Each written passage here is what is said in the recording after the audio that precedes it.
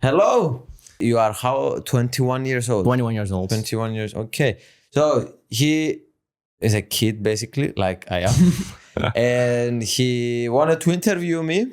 And I said, why not? So, what happened yesterday, like 6 years ago? Do you remember?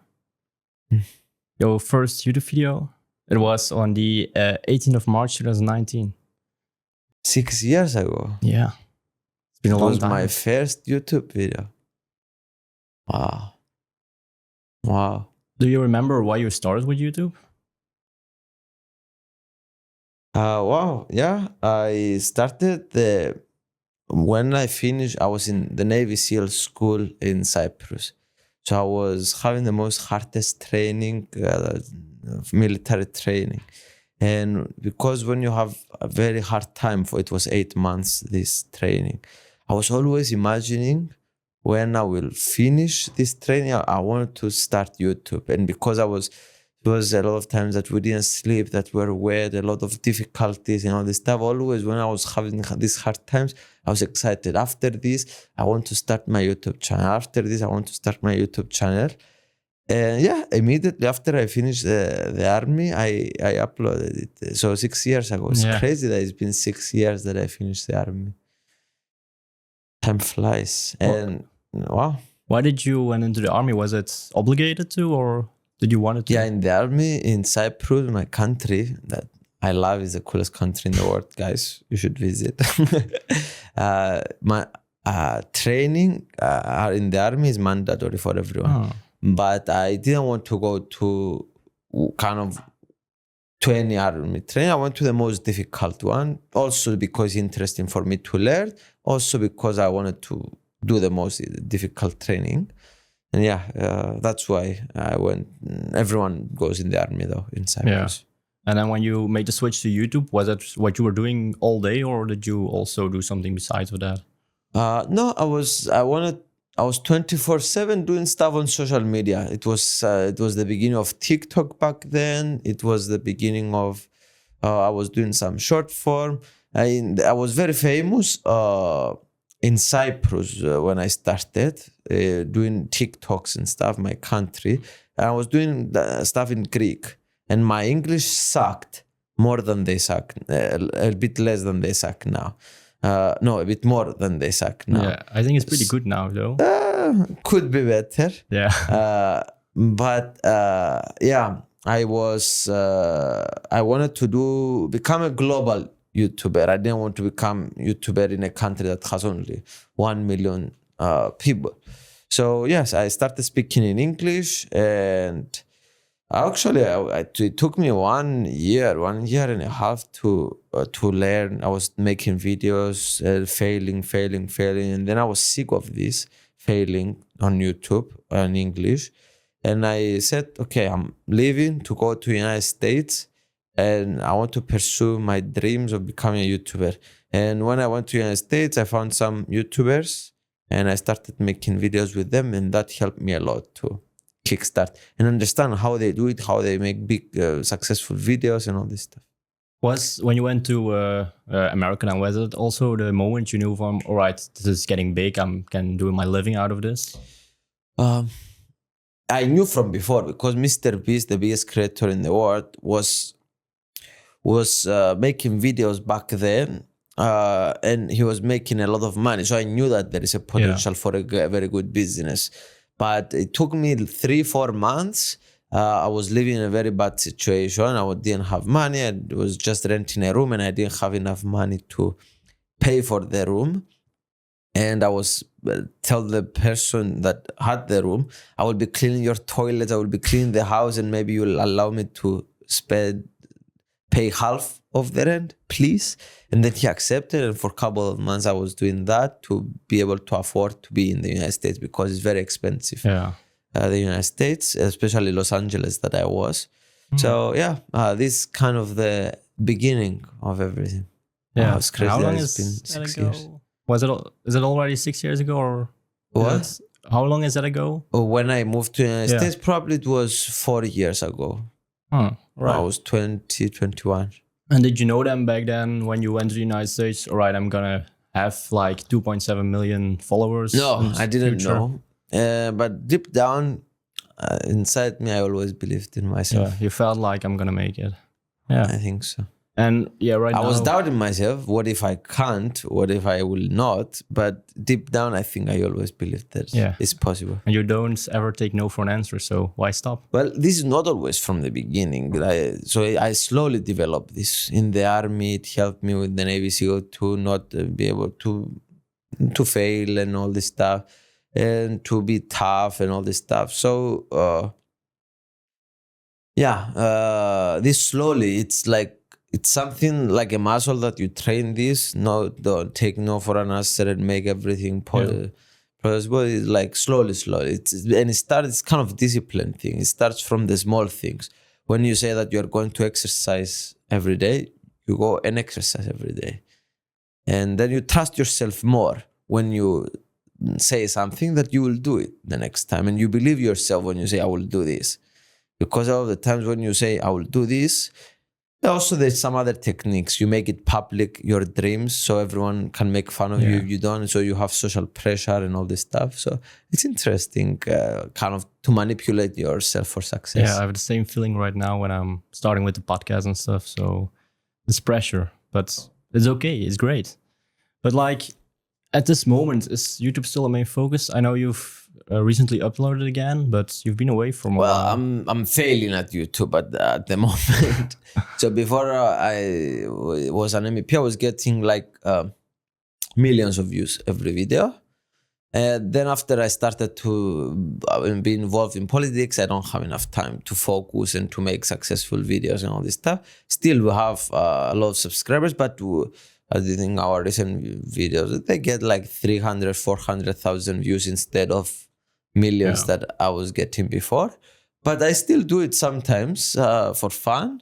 But yeah, my 99.5% of my focus is in politics and content about politics and not what I was doing before. Do you feel bad about the fact, well, bad is maybe the wrong word, but about the fact that you are not getting the views anymore like you did back then?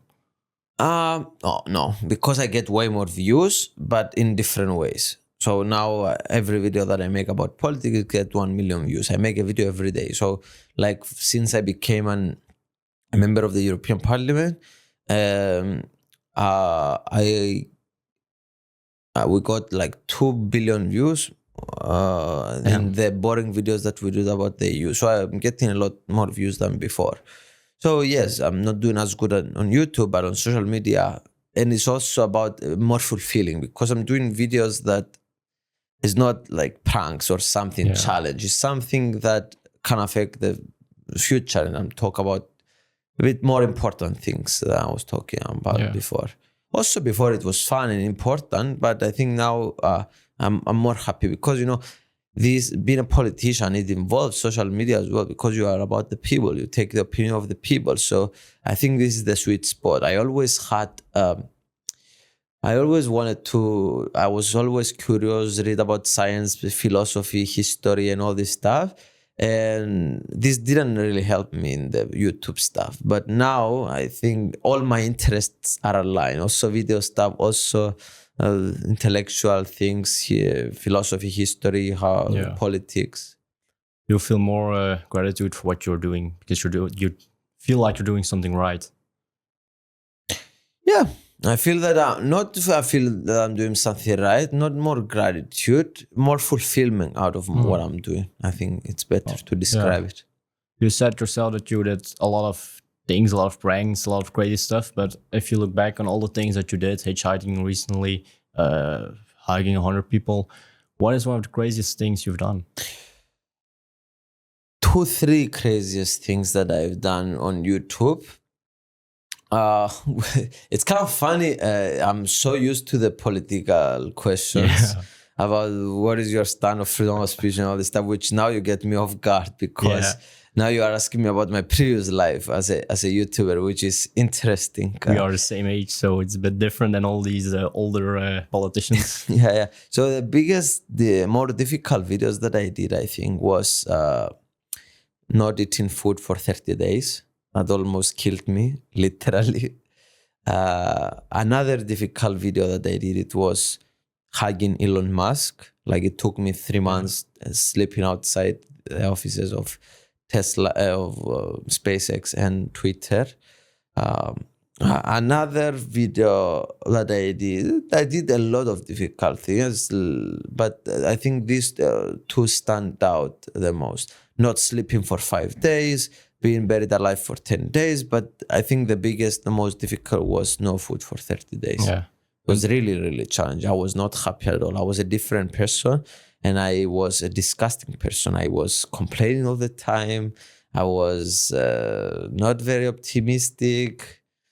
It was bad, but it teach me a lot. It teach me a lot. Like it was fun. Yeah. It must be a hard period not eating for 30 days. But don't you feel like you're getting old to do stuff like that? Nothing bad, but like you recently slept in some petrol stations when you were hitchhiking. Don't you feel like I'm getting old for this? No, I'm not getting old for this stuff to have fun and all this stuff, but I think inside me, my priorities changed. Before it was to challenge myself and to understand myself through struggle. That was because when you're struggling, you see yourself in the most pure form. Like you see yourself how you really are. So when I was 30 days with no food, I was facing my real self. Like I understand a lot of aspects about myself that I didn't understand. So it was a lot self-awareness. And also all this travel. I traveled to a lot of countries with no money. I met a lot of cultures, a lot of people. So I would say I think you are right. I'm becoming not older, I would say, but I think this chapter of my life kind of close. Maybe I can do still some challenges here and there for fun because I love this aspect, but I think now I'm doing more on the side of politics and affecting the world, and I really enjoy it. So it's just a different chapter of my life, I would say. I think you're doing great. Are there any videos you regret making or wouldn't make again if you had a chance? Talking about the Japan video? Well, not really, but I talked with your assistants just about some things about that, yeah. Well, the Japan video, for everyone doesn't know, maybe to give some context, I traveled the world for free in a lot of countries. So I was sneaking inside trains and buses and all this stuff without paying. Which is kind of stupid to do, but I did it just for content. It was fun and like I was getting away with it all the time. But when I did it in Japan, people got mad and I uploaded it. So it was a bit of the culture. I didn't understand the culture a lot more. It was a mistake, but I learned from the mistake in a way. But yeah, all the video, I did a lot of stupid videos, everything. But like I think I heard Mr. Bean. Mr. Bean is Ronan Atkinson, the character that plays Mr. Bean. He said, you should never apologize for art.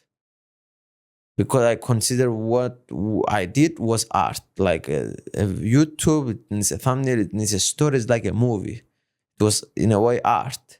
So you learn from it, but you should. I don't regret any videos. It was there to shape me, to see what is possible.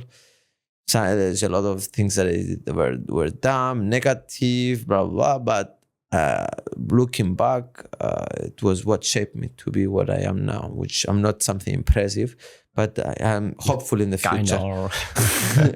I can become. Well, you said that you had a lot of criticism on it. Did it do anything with you? Did you feel bad or? Well, when criticism online is tricky because there was 2 periods that I got cancelled in a way, semi-cancelled with the Japan video, and when I went to Africa to make another video with the world's poorest country, which I didn't did the video very great. So they said I did it genuinely. I wanted to show the people how they live, but because I was reacting, oh my God, you live like this, it was people got it a bit out of context. But anyway, so the question was about videos, about criticism.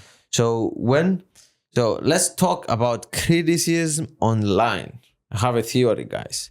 So a video goes viral and people see it and comment under it, like 10,000 people or 100,000 people see it. They comment under it, like 20 people say something negative, if it's some, especially if it's something political. So out of the 100,000 people that they saw the video and they liked it or they enjoyed it or they didn't say anything good or bad, only 20, 30, maybe 50, maybe 100 people said something bad. That's human nature. Yeah. And this is good numbers. Like most people are cool, nice. So when you focus only on the 100 comments, it's like you are missing the big picture. So I'm sure, guys watching us now, you are not maybe commenting, you're seeing this. But yeah, I think this is the criticism online. And also, like, you take it to improve. A lot of the times they are right on the criticism. So it's a feedback loop for you to improve. So I don't take it very personally. Sometimes it affects me, but very rarely. Yeah. Like only one time every 3 months. Yeah, well, being a YouTuber isn't easy. You got criticism, But being a politician is more difficult for criticism. Yeah. Everything that you say is criticism because you are saying opinion. We should help these people and not these people. We should do this. So always someone will be against you in everything that you do. But as we said, YouTube isn't easy. It's criticism, hard work, a lot of things to do. But what do you think people don't realize about being a YouTuber? Yeah, they think that it's just what they see in front of the camera. Like there is a lot of, like, you can't imagine how much time I spent behind analytics of YouTube to understand when people get bored. Why what I said here, like 2-3% people didn't like this and left the video. Why we started this video with this way and people stayed to watch longer. And analyzing this and talking with other YouTubers and analyzing their own statistics. Like, for example, in my laptop, I have like another 50 YouTuber statistics, and we share statistics and we'll all learn from each other. So, and also there's a business side behind YouTube, hiring editors, hiring people to help you with all this stuff. People see just the result and they don't understand that this is like, you're basically a company, a production company. And you need to understand how social media works to perform well on YouTube. Yeah. So it's a lot of work that people don't understand. And to have also successful social media, podcast, everything is very hard, especially with how many people now are entering in this space. But it's worth it. But how many people you wrote in the beginning when you were really starting to get bigger? What you said? How many people? How many people in your team? Because you didn't do it alone. I hired our first team member, Ellen Dangol from Nepal. We love you, Ellen. And we worked when I had 6,000 subscribers. And I was not making money, but I was giving him some money of my pocket money of my parents. I was getting some brand deals, small brand deals about my TikTok because I had 150,000 followers in Greek. So I was trying to pay him. So it started with only an editor, and slowly we found some more cameraman, some other people to help me with business side and sponsors. Then my team became like 4 or 5 people. And now, like, probably manage with now all the political work that we do, 20 people, which is a lot for a stupid kid like me to be responsible for all these people. Well, you said yourself you're a member of the European Parliament. But because I don't feel that I'm responsible for these people, because we don't have like a leader in our team. Yeah, we are all equals, and we decide all together basically on decisions. So not always, most times. But after all, you are the one paying them. Well, I don't see it like this. I think the mission is paying them. Like I don't. It's not about money. It's about helping the world. So the mission is paying. If they are working and they have results in the world, I can influence the team to. But sometimes, like if I go now and want to fire a person in my team, And because everyone loves each other, nobody will allow me to fire anyone, except if I have evidence that they didn't work and all this stuff. So it's like I cannot do anything I Yeah. want in my team, because that will ruin the whole culture of the team that we are deciding on all together. But like I'm more free as not as a boss, as a person. Like people know their responsibilities and they are doing them and they are responsible. And like especially when you are working all together in an office that is not online, all this stuff, people like are putting effort and they're trying to help if you chose the right people. And like this is also an advice for you that I learned slowly is the most important thing for success is hiring the right people. How do you hire the right people is you become a magnet for the right people. How do you become a magnet? You have a brand that people like. They are excited to work with you. And like on social media, you can find a lot of cool people to work with you. So yeah, and like even Elon Musk is doing a live stream once a year to attract people that work on AI stuff. So Yeah. But was it hard for you to find those people that you could really work with greatly? uh, yeah, it was hard. It took a lot of trial and error. I'm not working with a lot of people that I used to work in the past, but the when you are, I make a video. I say I'm hiring. 500 people apply, and we only hire one person. So to find that person is a lot of work to understand, but like it's not hard when you are tracked, when you are a magnet, when you have. The problem is that you are forced to get people that you are not 100% sure. But every person that you hire, like this is not a joke, guys. Every person that works in my team is a lot better than me And they make you better. in every way possible, in editing, in storytelling, in politics, in being wise to take decisions and all this stuff, in administrative stuff, in building the application that we are doing for direct democracy. Everyone is better than me. The only thing that I'm better is like being the face and doing speeches and all this stuff, but all the rest is they are the best at this. So it's this doesn't show a lot. I just show my face and people don't think that there is a lot of work behind and a lot of people supporting it. But yeah, it's a lot of cool people behind me. Well, as everyone know, you are a member of the European Parliament right now, but did you take it seriously? Because I think everyone at home knows the video of you showing up with 3 ties and a boxer announcing your candidacy. Were you serious back then?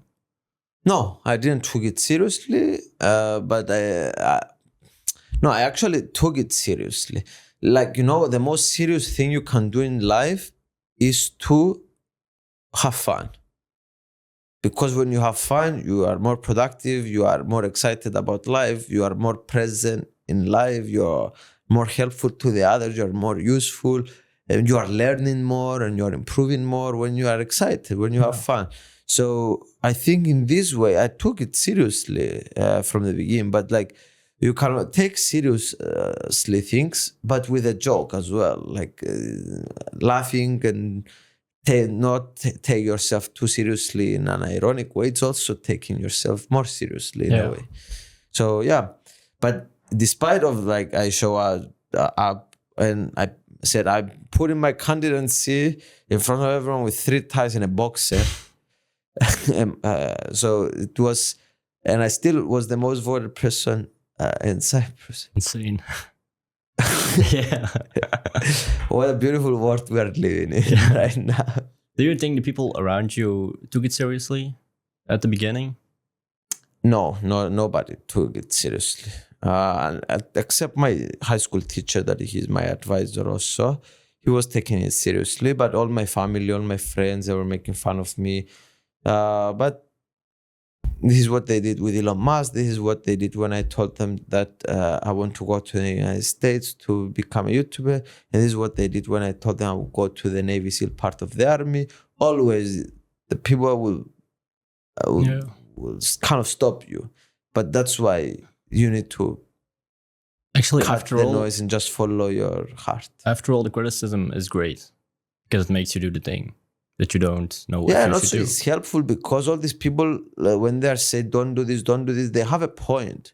So they help you improve what you're going to do. Like, for example, my brother was saying, what you're going to do with money, like if you are not successful in United States on YouTube, like you need to figure out. So that's caused me to say, okay, I need to make things more sustainable. I will help cleaning the house that I'm living so I pay less the rent and all this stuff. So because take the valid comments, the criticism from the, but I think this what Steve Jobs said this, and in the speech that it's very famous in when he did in Harvard. Don't live someone else's life. Other people will tell you how you should live, what to do, and all this stuff. You are in this planet for a very limited time. You should do whatever the fuck you want. Yeah. If you are not hurting others, pursue your stuff, and don't let others stop you for doing what you really want. Yeah. These people only are going to be around for such a short time in your life. And if you fail, so what? Yeah, you tried. Who cares? Yeah. If you We're all didn't try, gonna die. yeah. So it will be, you are going to learn something. That's also what helps me a lot. Like this mindset that, okay, what if I fail? So what? I will learn. So it's a good scenario if I fail. So anything, if you approach this, any problem, any mistake that you do, anything, if you approach it that you're going to learn and improve, you are unbeatable. Nobody can beat me. I always learn all the mistakes that I do. I'm trying to improve. So this is a cool mindset to have. Did you think it helped you with getting votes? Like What? dressing with 3 ties, a boxer? It helps with the promotion, definitely. Like it's everything a marketing stunt at the end of the day. But also people saw something different, something unique that they are not used to. So it was a good product as well. And when you talk to me, it's not like I'm a completely delusional idiot. It's like I talk with arguments, and maybe I'm wrong in a lot of times, but I was a successful YouTuber before, so I cannot be completely stupid. So it helped, I think. And you really stayed yourself, because when I walked around here in the European Parliament, everyone is dressed in a suit, a tie. You're just yourself. Still the same guy, I think. Yeah. Yeah. It helps a lot as well it helps actually because you saw everyone is the same here in the European Parliament. They look completely the same with suit, ties. When you talk to them, they talk, oh, hello, good morning. Yeah. But when you are different, it helps a lot because you stand out. So you can make things in a different way. Like, for example, here in the European Parliament, everyone sends an email, oh, I want to meet you. And it's like, I have a completely different approach. I go and bang on their door and I say, oh, hi. Probably you don't want to talk to me right now. I know, sorry for wasting your time, but I'm the youngest member of the European Parliament. I'm the youngest man in the European Parliament. And I want this and this and this to talk to you. It will take only 1 minute. Please, please, please. And sorry for bothering. It's like these are and I always get what I want from this stuff, because this is a different approach, standing out, not doing things the same way that everyone is doing things. And it helps. There is not a lot of innovation in politics, so there's a lot of room of innovation. Yeah, I know in my friend group and people around me, I think a lot of young people don't trust in politics, to say that way. Yeah, everyone hates politicians. Yeah. And the biggest problem with politics is that most of the politicians that we have, they don't make inspiring people for the young generation to be inspired to want to be politicians. Everyone of the kids, when you ask them, they want to become YouTubers. Why?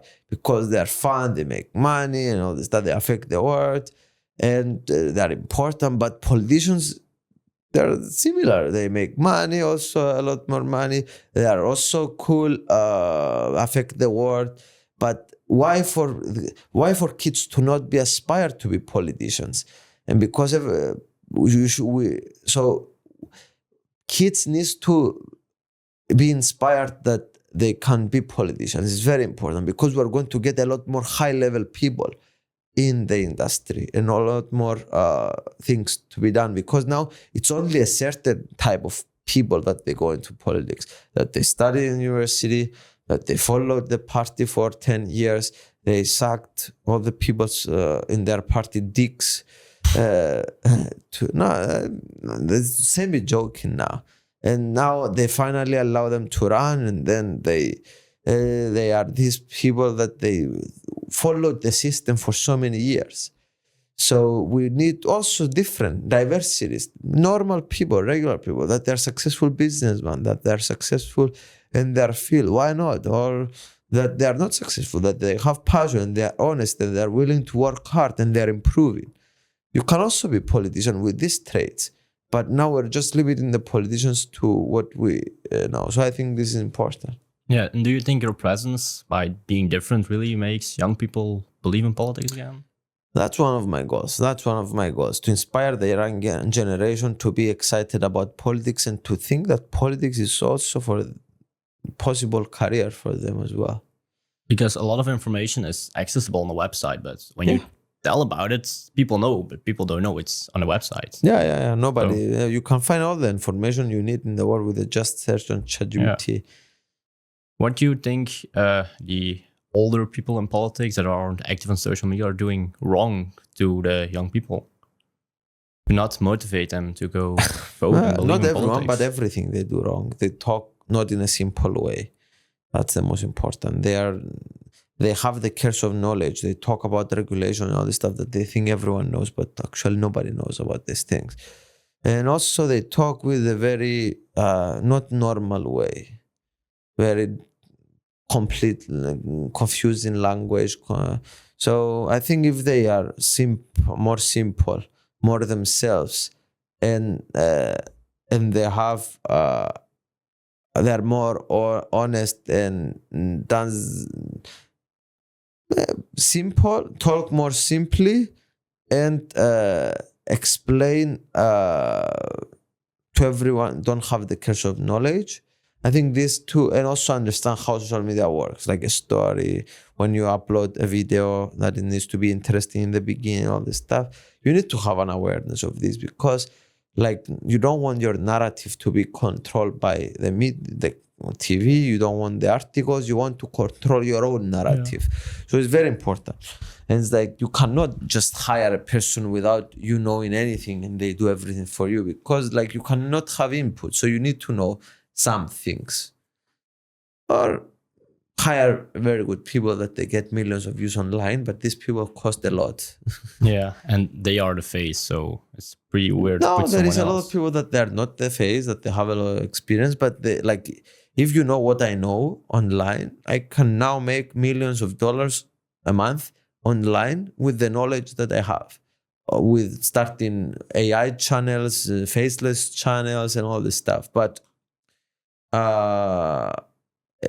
these people that they know the stuff that I know, they are already millionaires. So it's difficult for them to work for a politician in a way.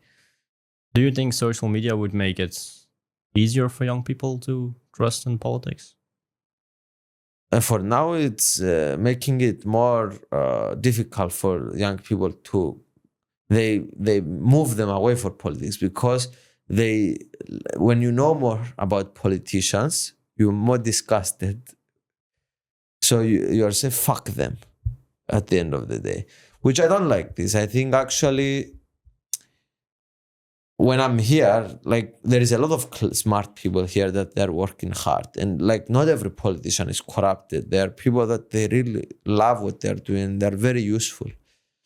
But the perception is like, because there is 20% of 30% of the politicians that they're not doing enough, they're corrupted, and like maybe less percentage corruption, maybe 5 to 10% they're corrupted. So yes, I'm talking about the European Parliament. So it has a bad image, but yeah, it's not like this from my experience. But you think if they talk more about what politics was, it could help them on social media? What do you mean? Yeah, you just said there are corrupt. Oh yeah, the people see corruption, but do you think if they more talked about what politics itself was, that it would motivate them? Yeah, I think so. But for example, first of all, you need to explain them what you're talking about. Like you cannot say I'm pass a regulation about I helped to have an amendment about the DSA. What does that even mean? Yeah, I wouldn't know. So yeah, So exactly. what is they say this the politicians, but they actually need to say, okay, in the European Parliament we prepare regulations that will be applied for all the countries in the European Union, and I helped to change a part of this regulation that is about the freedom of speech, how do we speak, and what we should ban and what we should not ban on social media. Now I hooked you more than I pass an amendment on the DSA. And this is how they speak. It's crazy. What do you think young people should know about politics that they don't know? I don't know enough about politics to say, but I think we should all understand how the system works. Who is the leader? Who takes decision? What is the mistakes that they did? Like I'm like 1 year here in the European Parliament almost. And I don't know enough things about this stuff. Like I'm 24/7 trying to understand learn, ask questions. I'm sleeping here all the time. I never live here. I work 24/7, and I still didn't understand 100% how this works. So we first of all need to understand how everything works, so we can change it. Because when you need to know the rules of the game to improve it, and I think it's more hopeful because we're moving to a world of. I'm trying to find how the future looks like in politics. Never know. I don't know. Let's create something like this. Let's create the future. Are we going to be voting only one time every 5 years in the future? Are we going to have vote all the time what we want on our phones? How it should be. So it's interesting how the future will look like in politics. And talking about voting, you are creating an app, right? Where people can say what you should vote. Yes, we're creating an app. Now we have our first 1,000 users and we're testing it in Cyprus, in my country, Cyprus. And slowly we want to show it to all the European citizens. We'll see, probably in the next year, for everyone to vote on what I'm voting here in the European Parliament. I think it is important to know what is happening. What are you voting? And a lot of the time, so far, people are voting what I am voting here in the European Parliament, and all the votes that I did in the app, they voted exactly what I was going to vote. So people are smart. Yeah. As smart as I am, maybe, or whatever. Like, but it shows something. It's not. People know what is good for them. When you present them the arguments, this is what I made a video and explained them.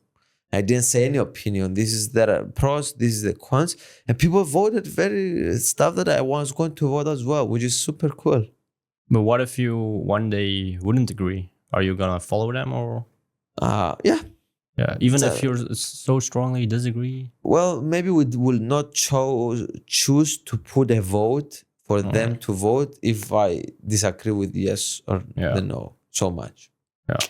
And if you I don't know, maybe in the future we they vote for everything, but yeah. Are you hoping that you can implement the app for other politicians in the parliament? I don't know. Hopefully it's much bigger than myself in the future, the app, but I don't know. Maybe it's a failure. I don't know. We'll see. For now, I'm very, very excited about this. This is one big focus on mine. And aren't you scared that people wouldn't really, that people that don't know a lot about politics are gonna have a wrong, gonna say the wrong answer?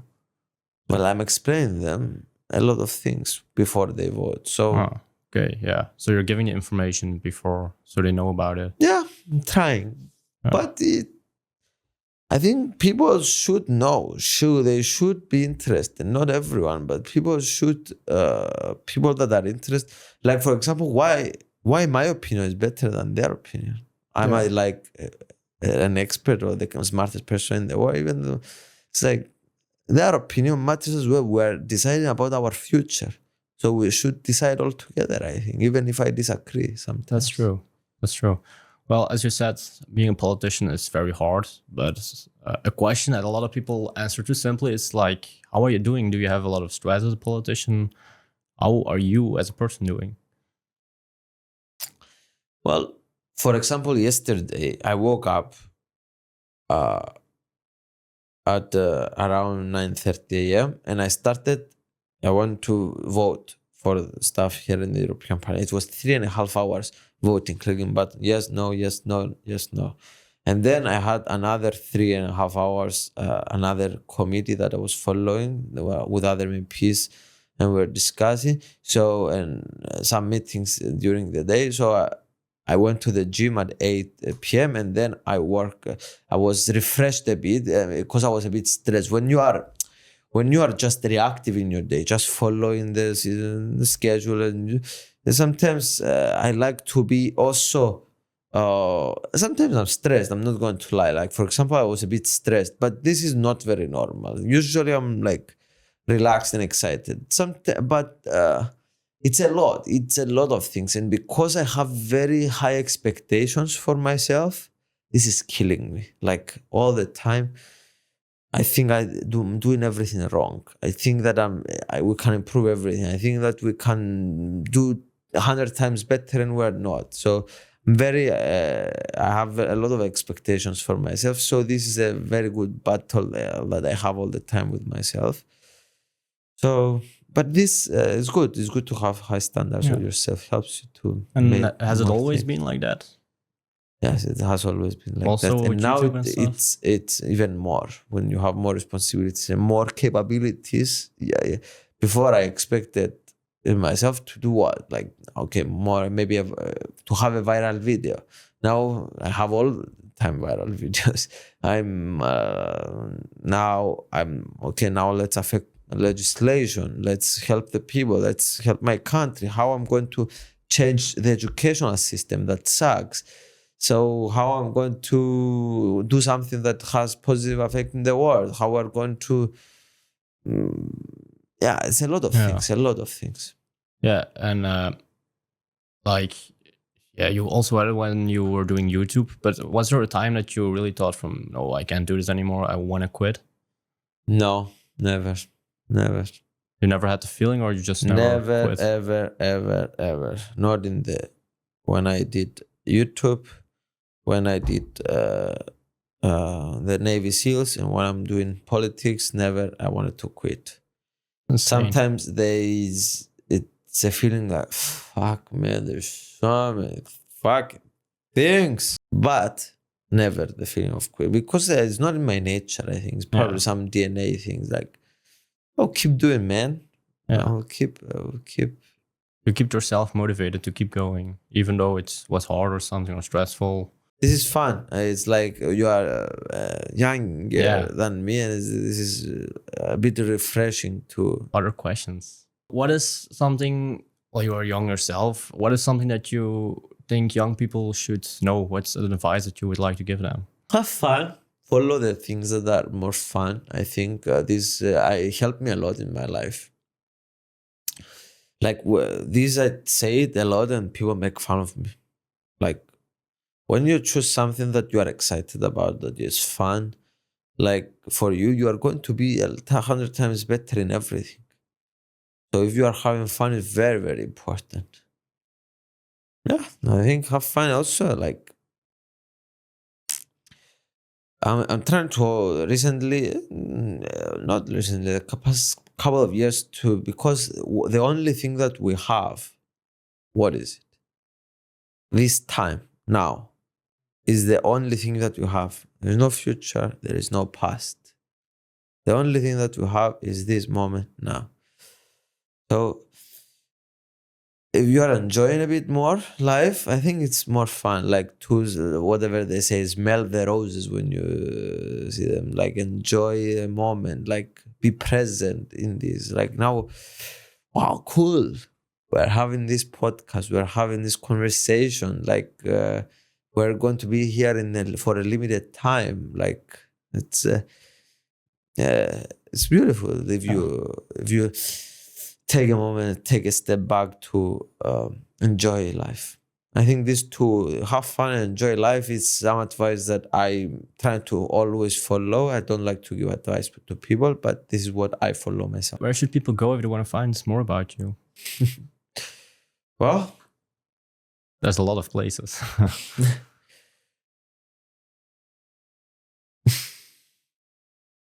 You don't need to find about me. Find about yourself. Know thyself is more important than learning about me. People watching, as Socrates said. And that's the end of the podcast. Yes. Okay. I want to thank you. Yeah, I want to thank you for making time. Thank you for your time. This is a pleasure. I'm excited because podcasting is something very beautiful for me. I think it's like art. It's like a dance. You're dancing a conversation. Like what other people are listening now and they're learning and they are angry maybe or whatever. So it's a very beautiful thing. I love podcasting because one big source of my learning to find other individuals and learn, because I don't know everything in this life. So nobody does. I want to learn, improve, explore. So pleasure, guys. Thank you for your time. Time is the most important thing that we have, and you spent it with us. This is amazing. Hopefully it was good return on your investment that you spent it with us. All right. We love you.